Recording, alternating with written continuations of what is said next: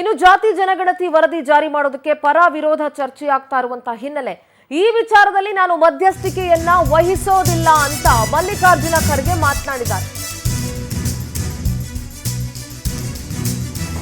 ಇದರಲ್ಲಿ ನಾನು ಇಂಟರ್ಫಿಯರ್ ಆಗಲ್ಲ. ಕಲಬುರಗಿಯಲ್ಲಿ ಎಐಸಿಸಿ ಅಧ್ಯಕ್ಷ ಮಲ್ಲಿಕಾರ್ಜುನ ಖರ್ಗೆ ಹೇಳಿಕೆ ಕೊಟ್ಟಿದ್ದಾರೆ.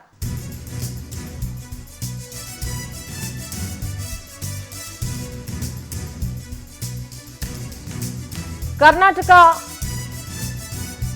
ಜಾತಿ ಗಣತಿ ಜಾರಿ ವಿಚಾರದಲ್ಲಿ ಅದು ರಾಜ್ಯ ಸರ್ಕಾರಕ್ಕೆ ಬಿಟ್ಟಿರೋದು. ಸರ್ಕಾರಕ್ಕೆ ಸಲ್ಲಿಕೆಯಾದಂತಹ ರಿಪೋರ್ಟ್ ಅನ್ನ ಕೂಡ ನಾನು ನೋಡಿಲ್ಲ. ಕ್ಯಾಬಿನೆಟ್ ನಲ್ಲಿ ಚರ್ಚೆ ಮಾಡಿ ಏನ್ ತೀರ್ಮಾನ ಆಗುತ್ತೋ ನೋಡೋಣ.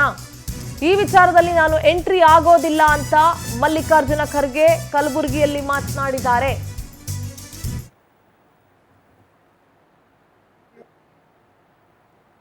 ಸರ್ಕಾರಕ್ಕೆ ಬಿಟ್ಟಿದ್ದು ಪ್ರತಿಯೊಂದು ರಾಜ್ಯದಲ್ಲಿ ಅವರು ಮಾಡ್ತಾರೆ. ಇದೇನು ನಾವು ಕೇಂದ್ರ ಸರ್ಕಾರ ವತಿಯಿಂದ ನಡೆದಂಥದ್ದು ಇಲ್ಲ. ರಾಜ್ಯ ಸರ್ಕಾರದವರು ಏನ್ ನಿರ್ಣಯ ಮಾಡ್ತಾರೋ ಅವ್ರು ಡಿಸ್ಕಸ್ ಮಾಡಿ ಅವ್ರ ಕ್ಯಾಬಿನೆಟ್ ನಲ್ಲಿ ಏನು ಹೊರಗೆ ಬರ್ತದೋ ಮತ್ತು ಆ ರಿಪೋರ್ಟ್ ಕೂಡ ನಾವು ನೋಡಿಲ್ಲ. ನೋಡಿ, ಅದು ರಾಜ್ಯ ಸರ್ಕಾರಕ್ಕೆ ಬಿಟ್ಟಿದ್ದು ಪ್ರತಿಯೊಂದು ರಾಜ್ಯದಲ್ಲಿ ಅವರು ಮಾಡ್ತಾರೆ. ಇದೇನು ನಾವು ಕೇಂದ್ರ ಸರ್ಕಾರ ವತಿಯಿಂದ ನಡೆದಂಥದ್ದು ಇಲ್ಲ. ರಾಜ್ಯ ಸರ್ಕಾರದವರು ಏನ್ ನಿರ್ಣಯ ಮಾಡ್ತಾರೋ ಅವ್ರು ಡಿಸ್ಕಸ್ ಮಾಡಿ ಅವ್ರ ಕ್ಯಾಬಿನೆಟ್ ನಲ್ಲಿ ಏನು ಹೊರಗೆ ಬರ್ತದೋ ಮತ್ತು ಆ ರಿಪೋರ್ಟ್ ಕೂಡ ನಾವು ನೋಡಿಲ್ಲ. ನೋಡಿ, ಅದು ರಾಜ್ಯ ಸರ್ಕಾರಕ್ಕೆ ಬಿಟ್ಟಿದ್ದು ಪ್ರತಿಯೊಂದು ರಾಜ್ಯದಲ್ಲಿ ಅವರು ಮಾಡ್ತಾರೆ. ಇದೇನು ನಾವು ನೋಡಿ, ರಾಹುಲ್ ಗಾಂಧಿ ಒಂದು ನಿಲುವನ್ನ ತೆಗೆದುಕೊಂಡ್ರೆ ಖರ್ಗೆದೊಂದು ನಿಲುವ. ಹಾಗಾದ್ರೆ ಇವರಿಬ್ಬರಲ್ಲೇ ಒಮ್ಮತ ಇಲ್ವಾ? ಕರ್ನಾಟಕ ಮಾಡೆಲ್ ಅನ್ನ ತೆಲಂಗಾಣಕ್ಕೆ, ತೆಲಂಗಾಣ ಮಾಡೆಲ್ ಅನ್ನ ದೇಶಕ್ಕೆ. ನಾವು ಅಧಿಕಾರಕ್ಕೆ ಬಂದ್ರೆ ದೇಶಾದ್ಯಂತ ಜಾತಿ ಗಣತಿ ಜಾರಿ ಮಾಡ್ತೀವಿ ಅಂತ ರಾಹುಲ್ ಗಾಂಧಿ ಹೇಳಿದ್ರು. ಆದ್ರೆ ಕರ್ನಾಟಕದ ವಿಚಾರದಲ್ಲಿ ಮಾತ್ರ ಮಲ್ಲಿಕಾರ್ಜುನ ಖರ್ಗೆ ಅವರು ಯೂ ಟರ್ನ್ ಹೊಡಿತಾ ಇದ್ದಾರಲ್ಲ, ಯಾಕೆ? ನಾನು ಮಧ್ಯಸ್ಥಿಕೆ ವಹಿಸೋದಿಲ್ಲ ಎಂಬ ಮಾತಿನ ಹಿಂದಿನ ಮರ್ಮ ಏನು?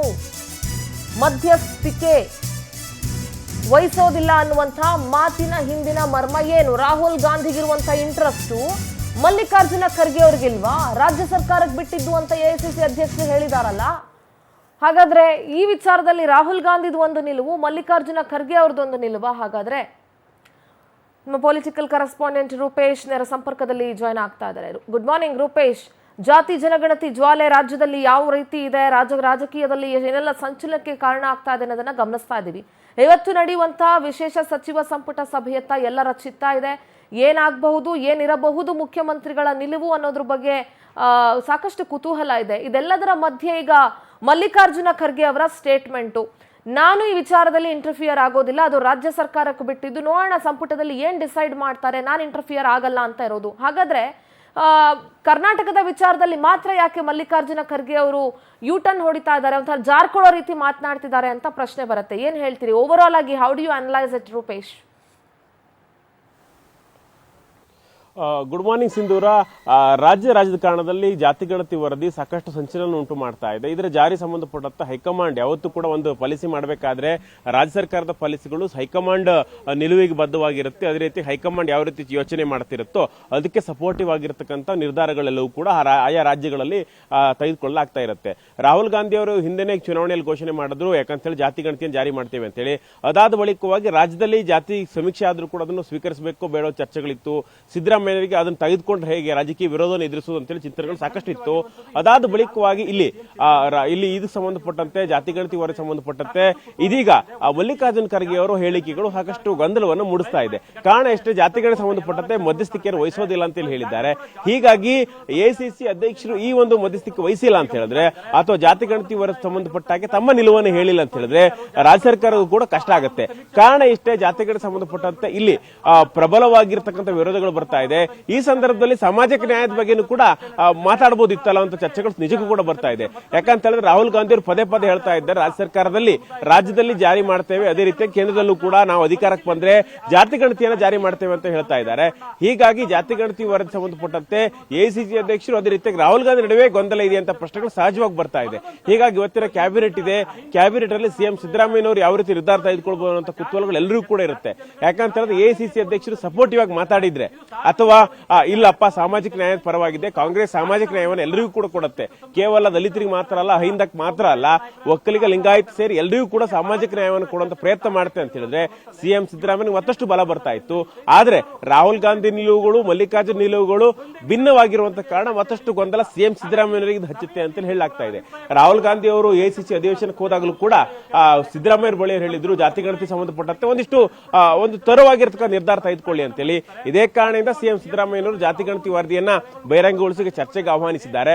ಹೀಗಾಗಿ ಕ್ಯಾಬಿನೆಟ್ ನಲ್ಲಿ ಕುತೂಹಲ ಎಲ್ಲರೂ ಕೂಡ ಇದೆ, ಏನ್ ಮಾಡುವಂತ ಕುತೂಹಲ ನಿಜಕ್ಕೂ ಕೂಡ ಇದೆ. ಸಿಂಧೂರ, ಥ್ಯಾಂಕ್ ಯು ರೂಪೇಶ್ ನಿಮ್ಮೆಲ್ಲ ಮಾಹಿತಿಗಾಗಿ. ಒಟ್ಟಾರೆಯಾಗಿ ಜಾತಿ ಜ್ವಾಲೆ ಇನ್ನು ಕಿಚ್ಚು ಹೆಚ್ಚಾಗ್ತಾ ಇದೆ. ಈ ವಿಚಾರದಲ್ಲಿ ನಾನು ಮಧ್ಯಸ್ಥಿಕೆ ವಹಿಸೋದಿಲ್ಲ ಅಂತ ಮಲ್ಲಿಕಾರ್ಜುನ ಖರ್ಗೆ ಅವರು ಹೇಳಿದ್ದಾರೆ. ನೋಡೋಣ ಸಂಪುಟದಲ್ಲಿ ಏನೆಲ್ಲ ತೀರ್ಮಾನ ಆಗತ್ತೆ ಅಂತ ಹೇಳಿ.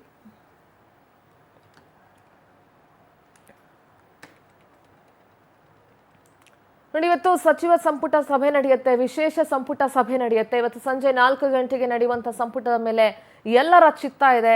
ಯಾವುದೇ ಸಮಿತಿ ರಚನೆ ಆದ್ರೂ ಕೂಡ ವರದಿ ನೀಡೋದಕ್ಕೆ 3 ರಿಂದ 6 ತಿಂಗಳ ಕಾಲಾವಕಾಶ ಬೇಕಾಗತ್ತೆ. ಸಂಪುಟದಲ್ಲಿ ಏನಾಗಬಹುದು ಅಂತ ನಾವು ಚರ್ಚೆ ಮಾಡೋದಾದ್ರೆ ಅಥವಾ ಅದ್ರ ಬಗ್ಗೆ ಗಮನ ಹರಿಸೋದಾದ್ರೆ ಇದು ಆಗಿ ಹೋಗೋ ಮಾತಾ. ಇದು 11 ವರ್ಷದ ಹಿಂದೆ ಆಗಿರುವಂತಹ ಒಂದು ಸಮೀಕ್ಷೆ. ಈಗ ಈ ವರದಿಯನ್ನ ಜಾರಿ ಮಾಡೋದು ಎಷ್ಟು ಮಟ್ಟಕ್ಕೆ ಸರಿ? ಪಾಪ್ಯುಲೇಷನ್ ಚೇಂಜ್ ಆಗಿರುತ್ತೆ, ಎಷ್ಟು ಜನ ಜೀವಂತವಾಗಿರೋದಿಲ್ಲ, ಎಷ್ಟು ಜನ ಊರು ಖಾಲಿ ಮಾಡಿರ್ಬೋದು, ಈ ರೀತಿಯಾದೆಲ್ಲ ಒಂದಷ್ಟು ಸಮಸ್ಯೆಗಳಿದೆ.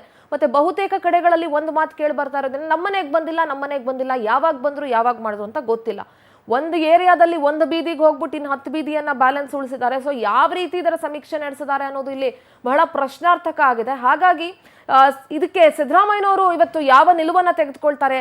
ಎಲ್ಲದಕ್ಕಿಂತ ಹೆಚ್ಚಾಗಿ ಸ್ವಪಕ್ಷದ ಶಾಸಕರಾಗ್ಲಿ ಸಚಿವರಾಗ್ಲಿ ಎಲ್ಲರೂ ಕೂಡ ತಮ್ಮ ತಮ್ಮ ಸಮುದಾಯದ ಜೊತೆಗೆ ನಿಂತ್ಕೊಳ್ಬೇಕು ಅನ್ನುವಂಥ ತೀರ್ಮಾನವನ್ನ ಮಾಡಿರೋದ್ರಿಂದ ಮುಖ್ಯಮಂತ್ರಿಗಳು ಇಕ್ಕಟ್ಟಿಗೆ ಸಿಲುಕಿರೋದಂತೂ ಇಲ್ಲಿ ಇಲ್ಲ ಅಂತ ಹೇಳಲಿಕ್ಕಾಗಲ್ಲ. ಅಟ್ ದ ಸೇಮ್ ಟೈಮ್ ಇನ್ನು ಡಿ ಕೆ ಶಿವಕುಮಾರ್ ಅವರ ವಿಚಾರಕ್ಕೆ ಬಂದಾಗ್ಲೂ ಒಂದ್ ಕಡೆ ಪಕ್ಷ, ಒಂದ್ ಕಡೆ ಸಮುದಾಯ, ಒಂದ್ ಕಡೆ ಬಿಸಿ ತುಪ್ಪ ನುಂಗಕ್ಕಾಗ್ತಿಲ್ಲ ಅನ್ನುವಂಥ ಪರಿಸ್ಥಿತಿಯಲ್ಲಿ ಡಿ ಕೆ ಶಿ ಇದ್ದಾರೆ.